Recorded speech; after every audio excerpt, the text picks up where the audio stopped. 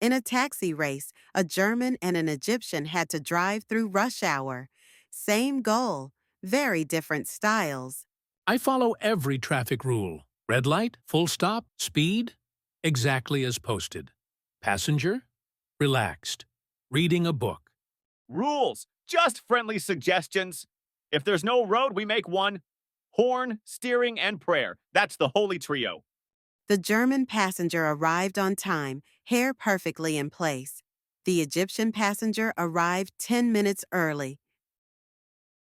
At a railway summit, two train workers, one from China, one from India, were discussing population. But their solutions were completely different. We have colored lines, everyone has a seat number, boarding and exit are organized. Even the luggage lines up. Us, first people board, then the roof, then windows, then rails. Halfway through, someone remembers they have a ticket. We manage the seats with precision. We use space with love. In India, when you ask, "How long to the hotel?"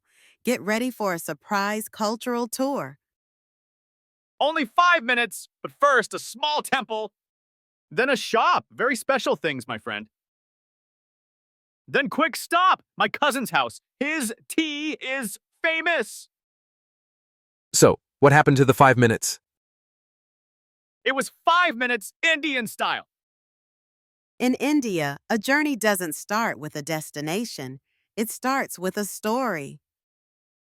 During a train journey, a Pole and a Swiss were sitting next to each other. An interesting conversation started between them. In Poland, whenever we have a problem, we always find a creative solution. In Switzerland, we just make sure no problem happens in the first place. If you were sitting next to someone on a train, would you prefer creative chaos or perfect precision? Comment below, creative or flawless. In Thailand, some routes are known only to drivers, or maybe invented by them. Traffic's closed today. Only one route, but it passes right in front of my uncle's house. Really? This is the official traffic route? Very official. Family-only access. Also, where's my helmet? No problem. Just smile. Police love smiles. In Thailand, the rules may bend, but a smile is always a free pass. When you just want to bring a little something from Iran. Whoa, all these bags? Tea, saffron, pickles, sumac, rock candy, pistachios?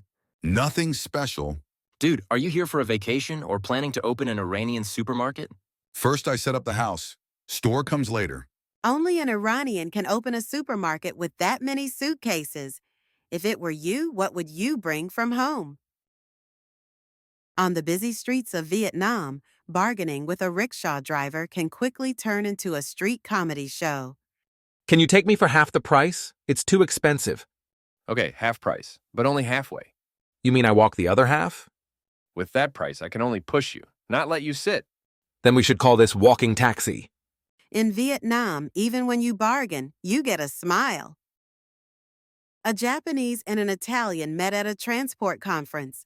The topic turned to bullet trains, but their views were as different as sushi and pizza. Our train runs at 320 kilometers per hour. 15 seconds late? It's breaking news. If our train shows up, people are surprised. If it departs, they cheer. If it's on time, the driver's on live TV. Our trains are like Swiss watches. Our trains are like pasta. Enjoy them with love. If you ride a taxi in Russia, fasten your seatbelt. Or maybe don't bother. Seatbelt? Not needed. No, we don't take turns.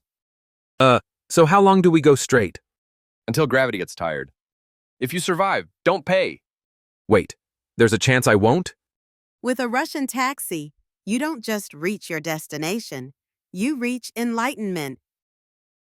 A Chinese engineer and an Indian driver were talking about their country's transport. Both claimed theirs was the best, but their best was very different. We have a train that goes 350 kilometers per hour. No sound, no shaking. A bottle on the table doesn't even wobble. We have a bus that goes 40 kilometers per hour, but carries everything.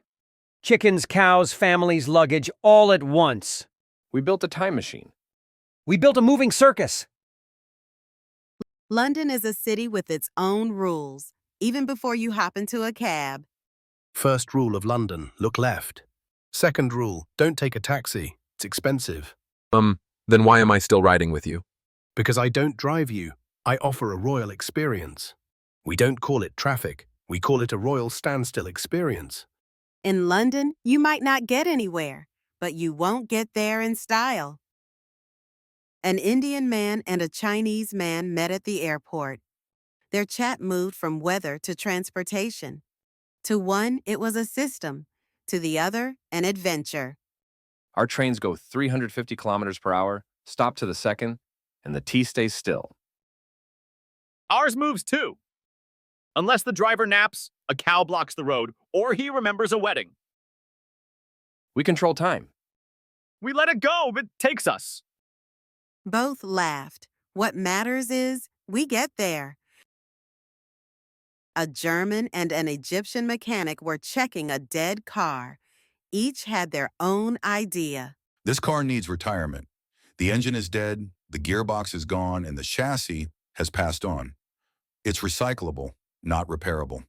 No way! All it needs is a wire, a few hammer taps, a small prayer, and of course, some duct tape. It'll run like new.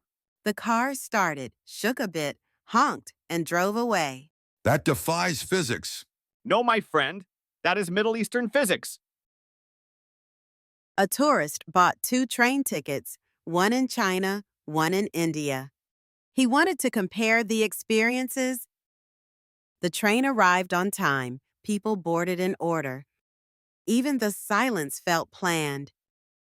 The train hadn't arrived, but people were already boarding.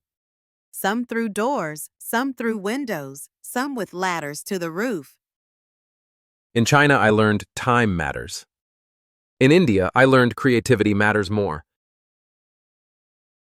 One day, a Pakistani man and a French man were stuck at the airport. Both had dead phones and were desperately looking for Wi-Fi, but their approach was very different. I'll find a cafe first. I'll order an espresso, sit down, and ask the waiter for the Wi-Fi password.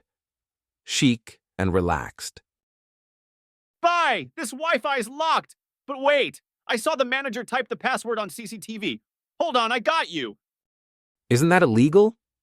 No, brother. We call this practical intelligence in Pakistan. If you finally got connected too, it's time to send one more signal to the subscribe button.